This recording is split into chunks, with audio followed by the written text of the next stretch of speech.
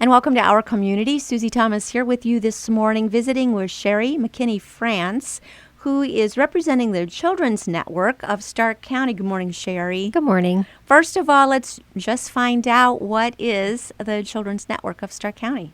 Well, the Children's Network is our child advocacy center for our county.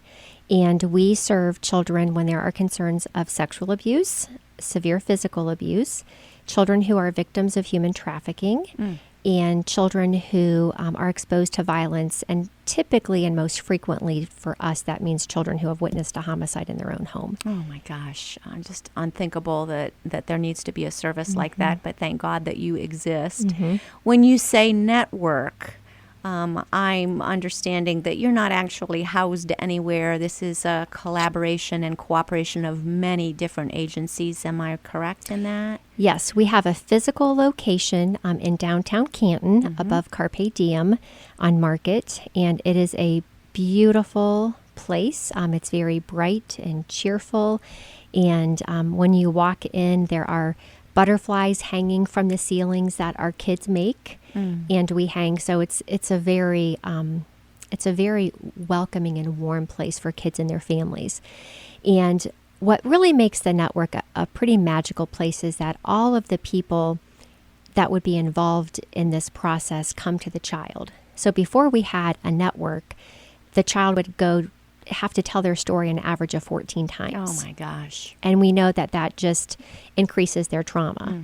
And so now, instead of having, the family, the child tells their teacher, the teacher, talks to the guidance counselor, and and then they end up talking to Children's Services, and they go to the hospital and they talk to, we bring everyone to the child. And we have many, many people involved in our process. We have, I'm a forensic interviewer. We have Children's Services is involved in the majority of our cases, not all. And some people say, well, why wouldn't Children's Services be involved? If it was a situation like a date rape, that is not a situation where there's child abuse or neglect. Right. So law enforcement would take the lead on that, and we work with every jurisdiction in the county and the FBI, so they have a presence. We also work very, very closely with the prosecutor's office, and we also have a family advocate who walks the family through the process. We have a child advocate that does a really remarkable job preparing children and their families to testify in court and gets them ready for that whole process. We are very blessed to have Children's Hospital actually housed with us at the network, and they are able to do everything from a well child visit to a rape kit right there at the network, which is amazing. That's amazing. It is. We have a mental health provider, Northeast Ohio Behavioral Health, who has staff who work out of the network, and they have a couple of different roles. But sometimes we will refer a child for an evaluation when when they disclose to us and we think it's the tip of the iceberg, or we feel like we need more information, more thorough, in-depth information. That's not the purpose of the forensic interview. So we will have that child see a woman named Carrie Schnurring, who's a very gifted assessor and writes 20, 30, 50-page reports in very great detail. So we have Northeast Ohio Behavioral Health staff housed with us. But all of these people also come together every week to staff our cases.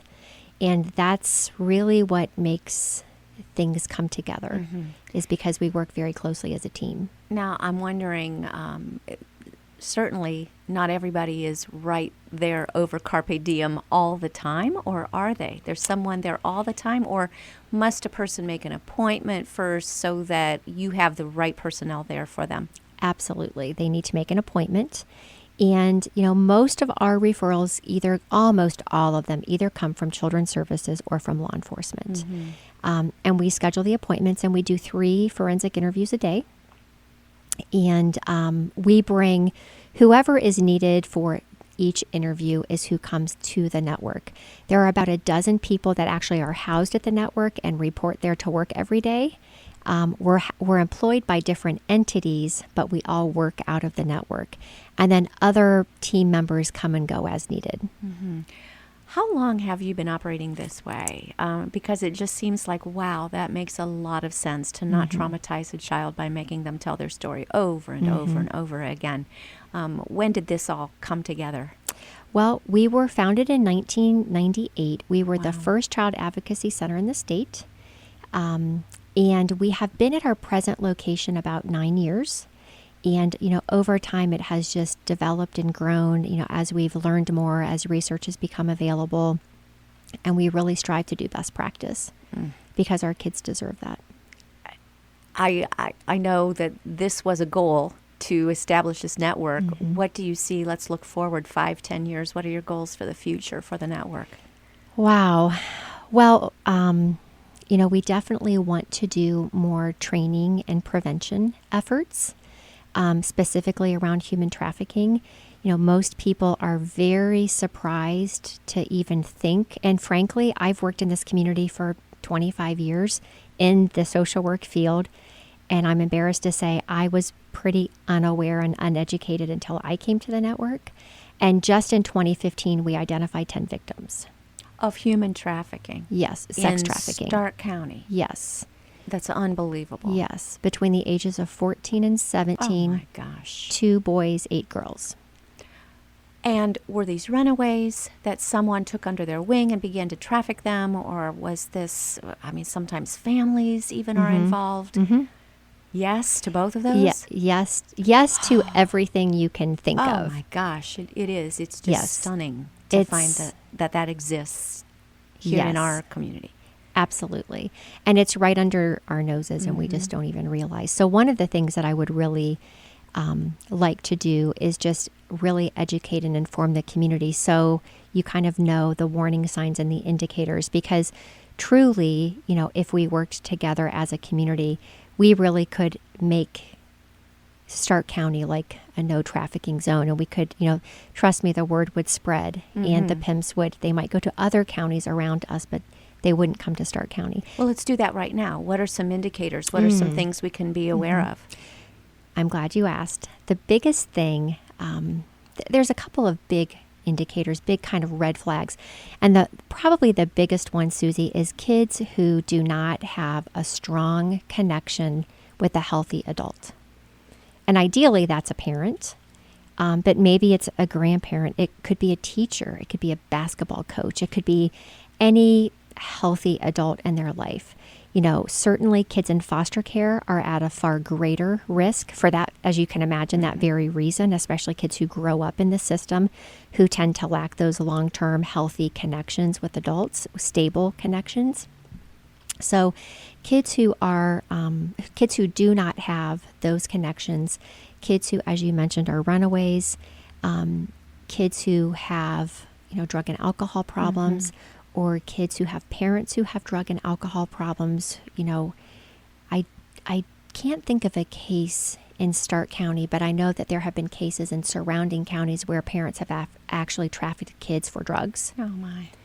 So, all of those kinds of things are red flags. But the biggest thing, if you see, if you worked at the mall in retail and you see the same kids over and over, if you're at a hotel on vacation with your family and you see a 13-year-old who looks like a 17-year-old or a 20-year-old and you look at her twice or him twice, because I've seen statistics as much as half of the youth specifically trafficked are male. We tend to think, girls, and certainly girls, but, boys are absolutely susceptible as well. So if you see a 13-year-old girl or boy at a hotel and there don't seem to be caregivers, or a person who doesn't have their own driver's license or photo ID, who doesn't make eye contact with you, who has an adult with them that they may call mom or they may call dad, and they answer for the child. Those are all warning signs. And then what do we do with that information? You should call 911. Okay. Do not try to intervene on your own. You should call the police and say, I suspect I am witnessing human trafficking, and they will respond. And I think people are embarrassed to say something like that, because what if I'm wrong? You're saying it's worth the risk. Go ahead and make that call. Absolutely. You could save someone's life. Yeah. Wow. Okay. We're talking with Sherry McKinney France. She is with the Children's Network of Stark County. You yourself are working with Job and Family Services. Is that right? That's one component of the Children's Network? Yes. Sherry, before we go to break, just how big of a problem is this? How many children have you served, say, in the past year? Well, in 2015, I don't have my numbers yet. I'm working on them, but I don't have them yet. We did approximately 500 forensic interviews in 2015, and we've served over 14,000 children since we were formed. 14,000 children since you said 2009? Since 1998. Oh, 1998. Okay. Yes. I don't know where I got that other date. That's okay. 1998. Yes. Still, that is just way, way, way too many children. Yes, absolutely. What drew you to this? I don't know. It's my calling. Mm-hmm. I've always been very passionate about kids, and really my passion has always been child welfare. I'm sure you see an awful lot of heartbreaking cases day to day, but you've also probably gotten to see some really heartening cases, to see some really good things happening. We've got a couple minutes before a break. Tell us some of the good things that you've seen happen from this. Sure. One of the stories that sticks out to me. So let me start by saying we have this fabulous pajama closet. Okay. And some people think, well, what's the big deal about pajamas? Well, I'll tell you the big deal. First, I have to say that Mr. Oliveri from Oliveri Construction built our closet, came and measured himself and built our closet and donated it and had it installed. And it was a remarkable thing because I got the call. His daughter, Chris, serves on my board. Okay. And so she called me Wednesday and said, I talked to my dad and he's going to, actually, I'm sorry, it was a Thursday, and he's going to build you this closet. And then she called me the next day and said, my family has a foundation and I don't like to ask usually, personally, but I told them we have to help the Children's Network. And so they gave us $5,000 for pajamas. Tremendous. Oh, how tremendous. Okay, but listen to this. As if that were not enough. This is the truth. I came in Monday, and this woman named Terry Dwyer from the pajama program called me. Are you familiar with the pajama program? I'm not. I'm familiar with that name. Okay. And I know Chris Hackett quite well. Okay. Yes. Oh, a wonderful lady. Yeah, they are just an awesome family. Yeah, yes. Very amazing.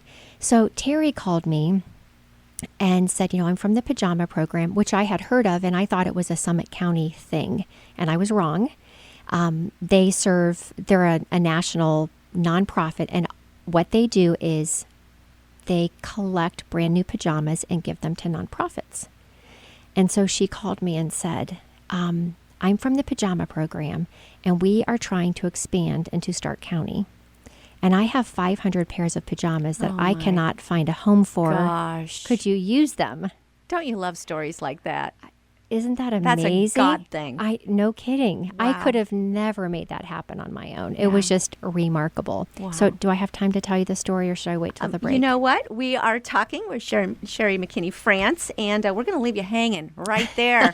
You're going to want to find out part 2 of this very cool pajama story. The Children's Network, I'm going to give you a phone number, 330-451-1705. Again, 330-451-1705. Or, let's see, Stark JFS, that would be Job and Family Services. Yeah. Do you have a website for the network? What is that real quick? It's starkchildrensnetwork.org. starkchildrensnetwork.org. And stay with us. You're listening to Our Community.